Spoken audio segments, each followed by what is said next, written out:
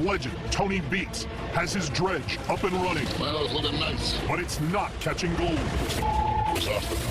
Crap. His new foreman cracks the whip. There can be only one captain of a ship. Let's get to work. And finally, Tony is to get his season back on track. Yeah, I'm scared. I don't want to be a failure this year. But the pressure on his crew. What are these guys waiting for? Pushes one rookie to crack. When I get really bad, she has seizures. Can we do like a helicopter? For the first time in his career, Todd Hoffman is ahead of the game. We're going to lose 400,000 yards. Despite a wash plant in the wrong place. Hang on! And a drowning.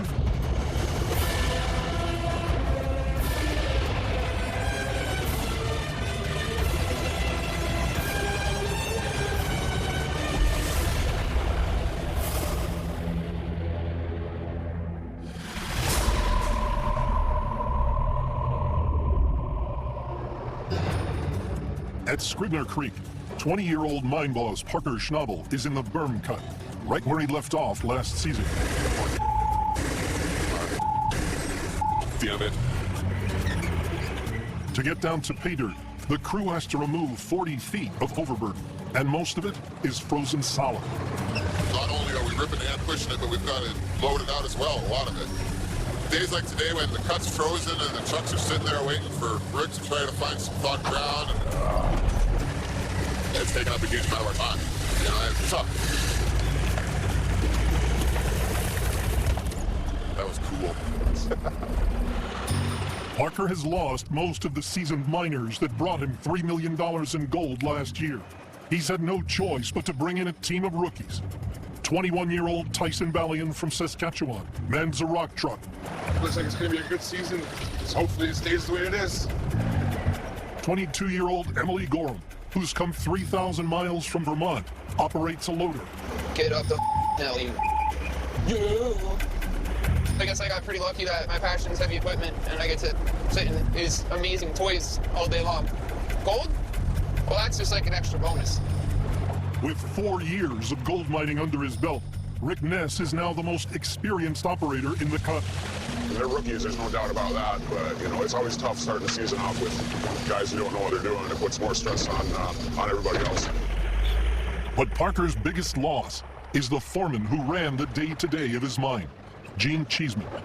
The battle cry last year was always more, and this season it's really just about, can we do it without Gene? Without him, we've got to figure out what we can do. You know, we've got to see what Rick and I have learned. Yeah, I'm scared. I don't want to lose money. I don't want to be a failure this year. This season, Parker is both mine boss and foreman. To keep things on track, he jumps between the dozer and excavator. It's all hands on.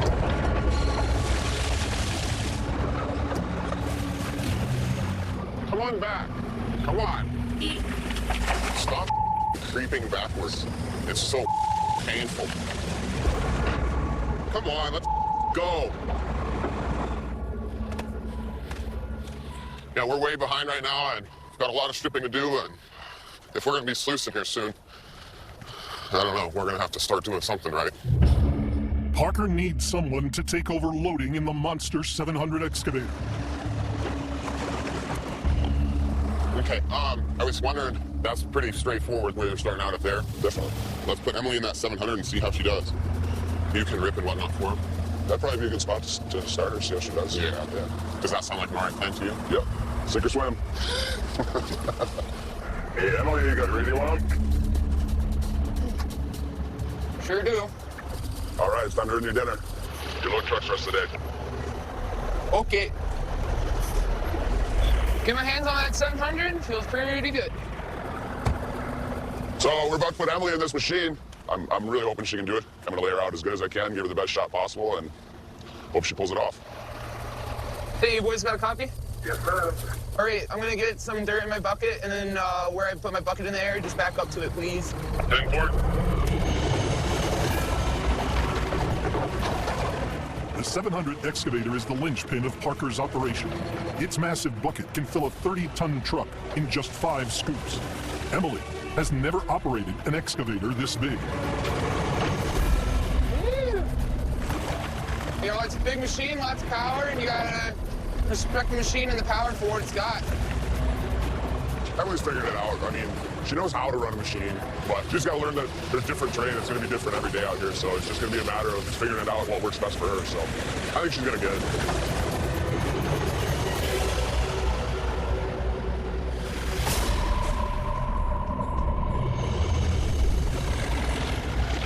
At McKinnon Creek, the Huffman crew is also 1,700 ounces of gold, worth almost $3 million.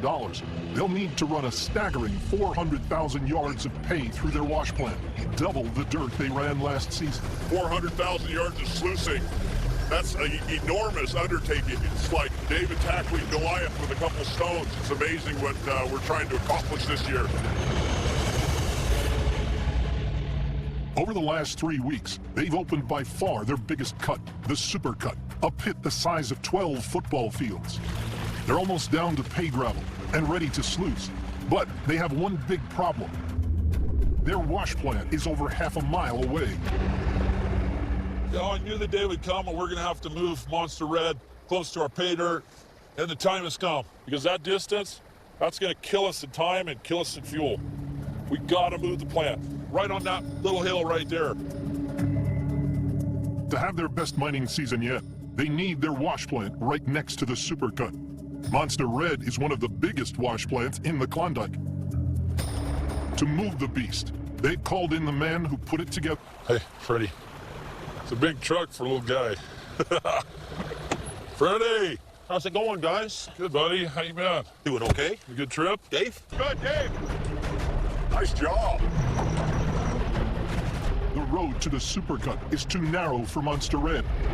To widen it, I think coming here was one of the best days that I've had in a long time. I'm really excited. This is the legendary Yukon. You know, this is the modern day gold rush. Who wouldn't want to be a part of this?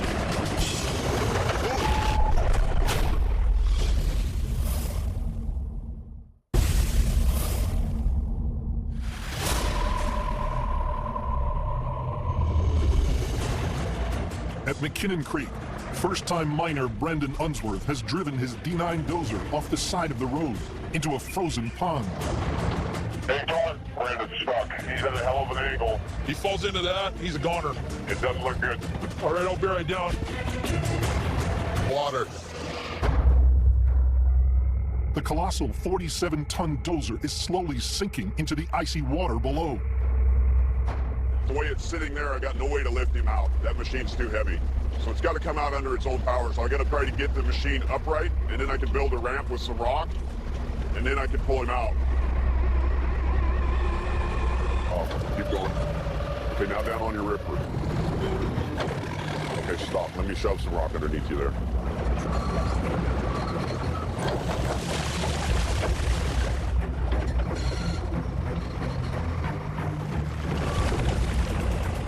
Brandon, watch where my bucket goes. You guide me down. You're going down. You're going down. Down, down, down. That's good. That's good there. Okay, we're going to try it real nice and easy now. Just don't get carried away. Pull up on your blade and we'll try to come back.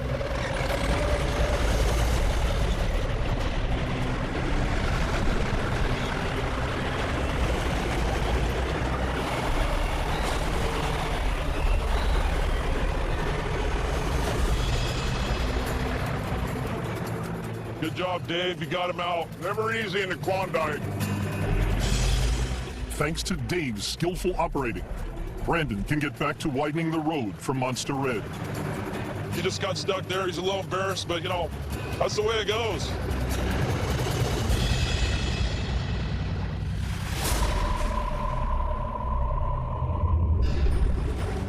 So let's see how things are progressing around there. The first dredge cleanup produced just 21 ounces, worth only $23,000. What is everybody? Hopefully they're busy doing something, Tony. Good. For the dredge to pay for itself, Tony and his new foreman, Gene Cheeseman, need it to bring in 50 ounces a week. They have to figure out why their 75-year-old dredge isn't catching more gold. You want to shut down and look at that? Get the guys to shut it off, and we'll just go have a look. Shut her down. Perfect, thanks, Dean. So we should have a close look at it as to what we're doing down here. Dean, what do you think, guys? Because that's what it's all about. What lands in there, right? Yeah, no sense just washing rocks. No. Well, they're going to take some out to see if there's any gold in it. They got it running half smoothly, so now it's time to fine-tune it. Because like Gene said, there's no use washing rocks. We got to get the gold out in between. I'll just go in front of Gene and see what's into that thing. Well, it's looking nice. When you see all that gold laying down there, That looks good, Tony. for the first look in the box, it looks perfectly fine for me. You see that fine gold in there? Oh, yeah. I was worried if we were just washing everything right out the ass end. I mean, if you catch that, then there ain't much going by. There's absolutely no reason why it shouldn't be successful. They were successful in the past, and absolutely nothing has changed. Looks good to me. We just got to keep returning. Keep returning, Jane. The only reason we don't get more gold is because you guys keep shut. Target is to keep her running. Gene heads out in the dozer to prep the ground. We've got a pin sticking out of a bucket about an inch. One of the pins holding the bucket line together has worked itself loose. Gene wants to keep this thing running, and we understand, but certain things have to be fixed. Shut the plant down. Yeah. We're gonna knock those pins back in. Get down on the walk there so you can get a good swing at it. It'll take probably a half hour to do it. We're getting ready to shut down here.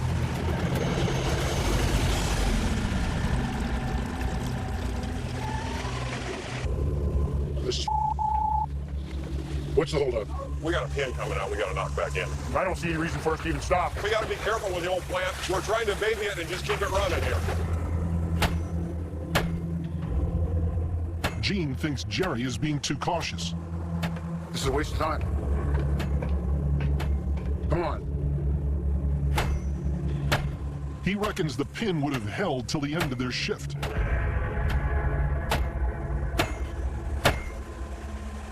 It's not stopping us. We'll get it fired back up. We're good? Fire it up.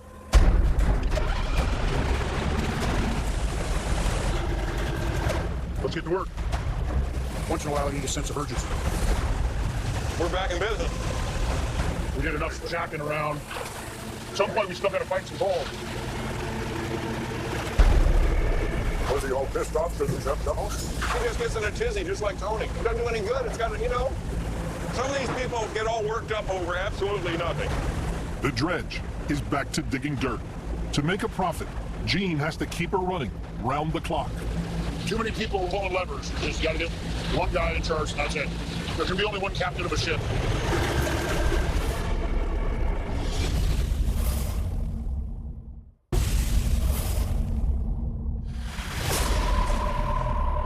In the hot seat, she's operating the massive 700 excavator for the very first time. Can't say I've ever had to dig like this. It's my first time working with permafrost. This time last year, Parker had already mined 80 ounces of gold. Right now, he has nothing. To get back on track, he needs Emily to load 20 trucks an hour. But she's barely doing 10. Well, she needs to get that corner out because I need the trucks to be done. Oh, I'm feeling the pressure, a lot of it. Pretty next. I worked with her for quite a while yesterday to show her how to do it, so.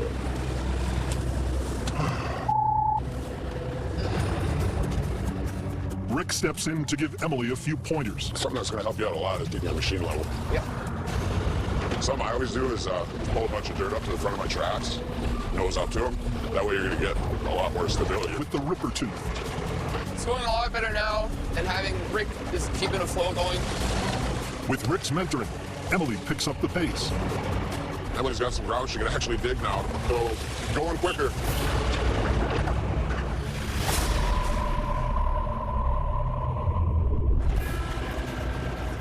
At Eureka Creek, Gene Cheeseman is determined to improve the dredge's disappointing 21-ounce first cleanup. He can't afford any downtime. Yeah, the bucket took bullets. Hopefully we get another good day out of it.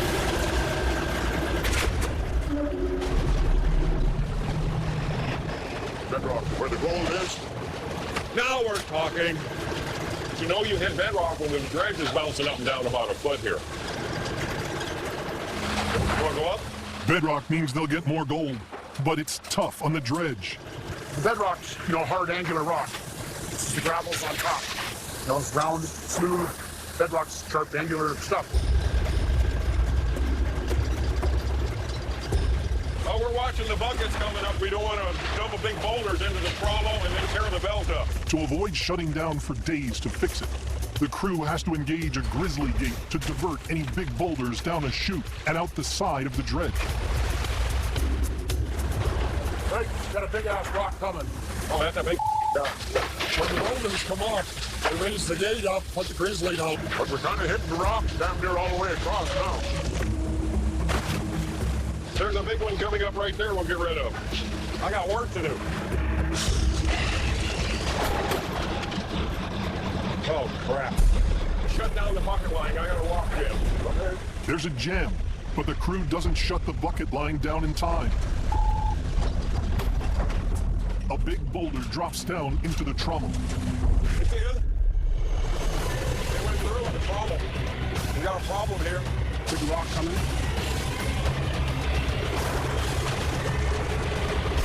That's it. The dredge spits the rock out without damaging the conveyor belt. Good. Okay, let's go. The gate won't go up. But the boulder's chute is still jammed. Rock jam. There it goes. We're good? Let's crank it up. They've lost half an hour, but they're back to running pay. Just getting back into keeping the buckets in the bay all the time. Everybody's got to do whatever it takes to keep the thing going.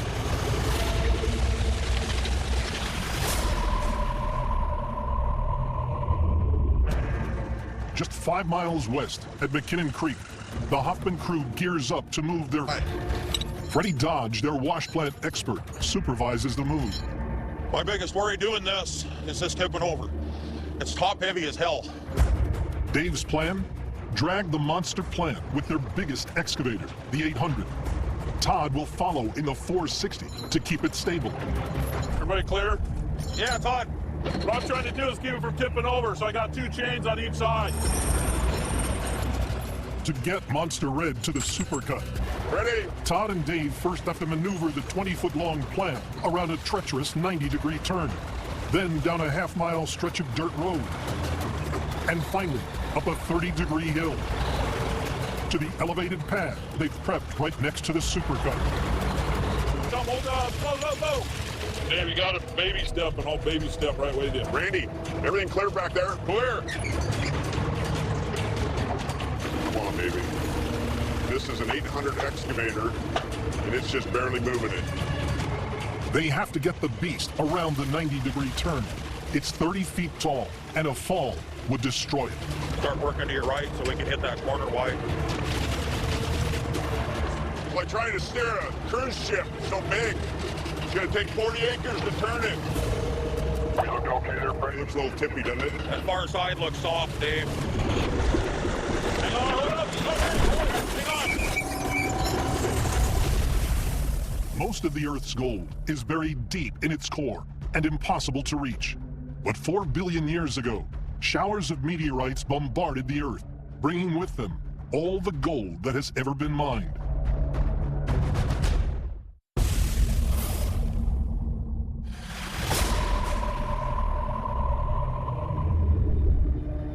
At McKinnon Creek, You okay, Freddie? Howdy! the Hoffman crew almost tipped their wash plant, dragging it around a 90-degree turn. Now let's kick the front of this skid over to your right. Okay, here I go, Todd. Really sink it in on this side.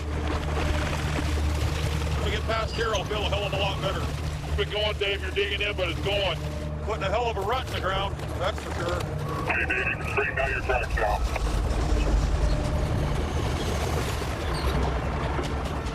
Next, they faced their biggest challenge, a 30-degree hill.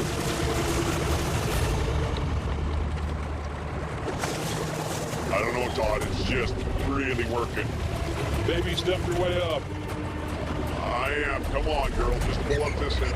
Keep going. You're doing good. Stay with it. Man, I'm just slowing down.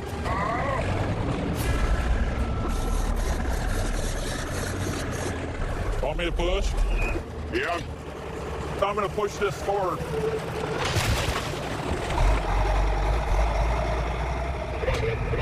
I'm going. Come on, baby. Come on, buddy. You can do it.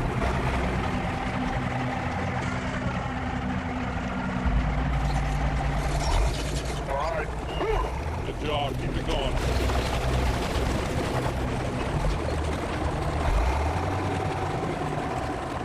We're over the hump. Yeah. Good job, Dave. Almost home, Dave. Say Parker there, thought. The Huffman crew has Monster Red right next to the biggest cut they've ever opened up. Woo, yeah. Good job, boys. Clear. They're set up for their best season as gold miners. Another launch plan. Another death-defying move. How many times are we gonna do Oh, this? dude. Little Freddie. Man, that's Good good shot. job, Randy. Hey, bring him in. Good Bring him job. right here, guys. Woo, woo.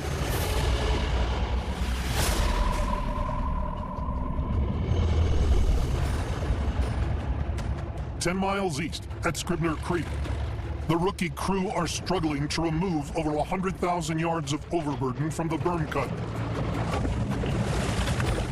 Parker is way behind this season.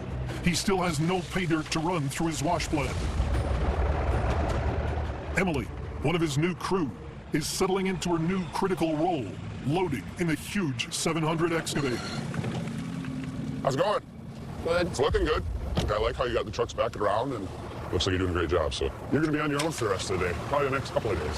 All right. Thanks, Rick. Thanks, Emily. Rick leaves Emily to clear the high ground next to Sulphur Creek. You know, being left alone, probably got to prove my worth, earn my dinner, if you know what I mean. Certainly high up right now. I hate being this high up. That's a pretty good drop there. Makes it a little bit more nerve-wracking.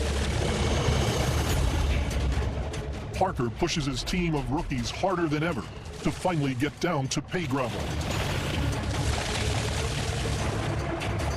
The month you're on site before you start sluicing is the most important one. And we've just about used it up entirely on this cut. So we need to move all this because it's sitting on pay. The young mine boss has every piece of equipment working non-stop to get to the goal. I know Parker wants to get this done, but it's awfully tight here with 3 trucks, G10, and 2 excavators.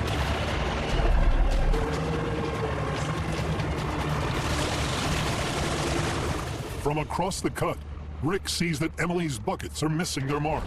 Hey, Emily. Emily, you got a copy?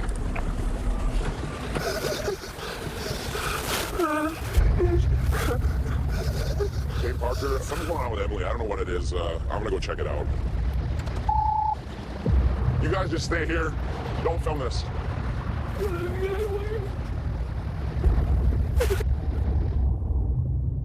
All work on the mine comes to a halt.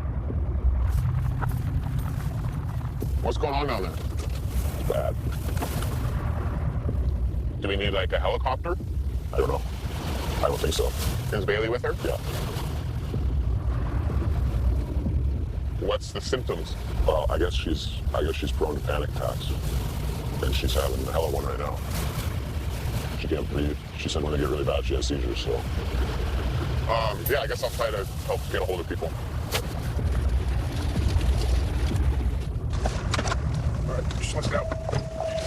You guys can't be here. No, don't get out with that camera. Don't get out with it. Joe, get in. Get in with the camera. You can't get out with that. She's just full on freaking out right now. Thank you, Rick.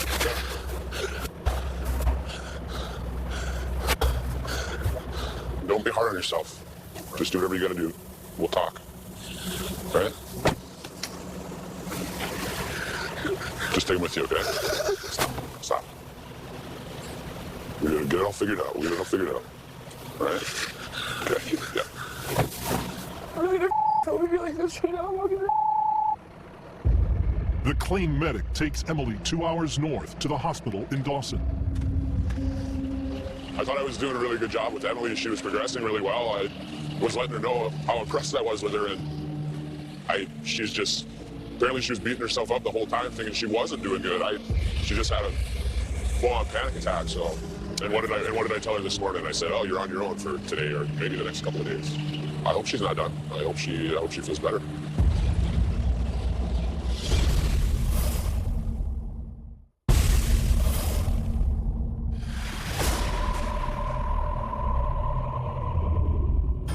At Scribner Creek, Emily Gorham is back from the hospital. She's over her panic attack, but uncertain about her future as a gold miner. What's going on? You know, I've sat on it the past couple days, and I'm gonna go home Yeah, I'm sorry it didn't work out. feeling sad, obviously, that I'm leaving, but also really happy that I got to come out here. I got to see everything. I'm gonna leave here knowing that I came, I tried, and I'm proud enough of myself for doing that.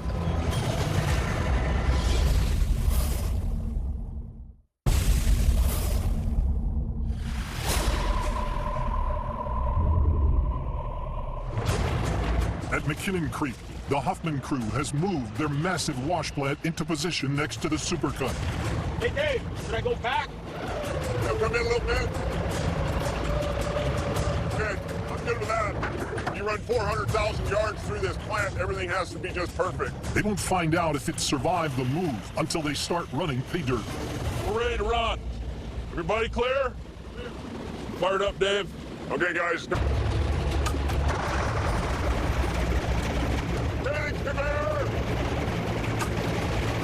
Hey, here it comes, Freddie. All right, ready to rock and roll. So what we got here is Jack's ready to load. Hunter's gonna turn the feeder on. Got water flying. Run some pay dirt, Jack. Drop her in, Dad. First pay dirt of the year at the new site. We're gonna see if the wash plant held together. It's a pretty brutal move.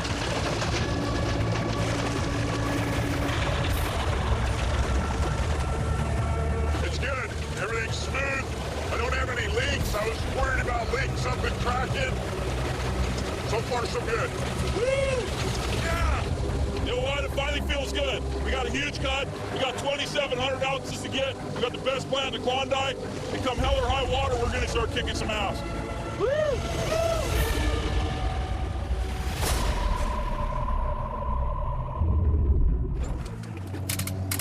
Knock it off, Gone. There you go. At Eureka Creek, Foreman Gene Cheeseman has finally agreed to stop the dredge, but only for the Beats family to do their weekly cleanup. Fingers, not handle. Tony's $1 million dredge has so far only produced 21 ounces of gold, worth just $23,000. There's like no way to get through this without dying. Tony's about to find out if Gene's push to keep the dredge running this week has paid off in gold. I mean, it's looking better to me.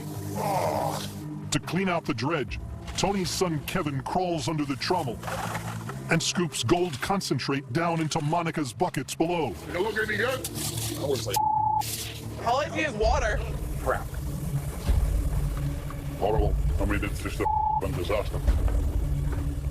It's hard to tell because it's all just the concentrate. We've got so much in there, but this cleanup really needs to be better if this dredge is going to pay itself off. It's a pain in the ass. Split them up. Learning how to work the dredge, I think we got a ways to go. Anyway, we got to clean it, dry it, weigh it, and then we'll find out. Wide load.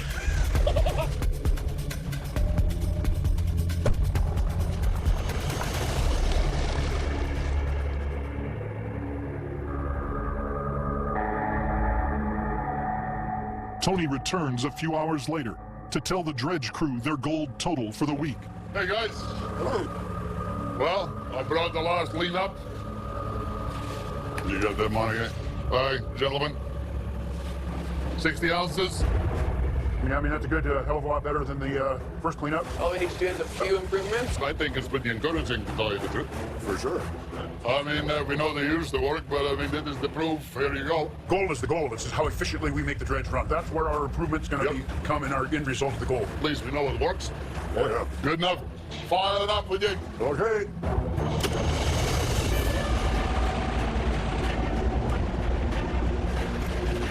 Tony's proved he can still catch gold the old-fashioned way, dredging. Oh man, that looks good, doesn't it? See if we can make this thing pay for itself. That would be a little hard to trade in.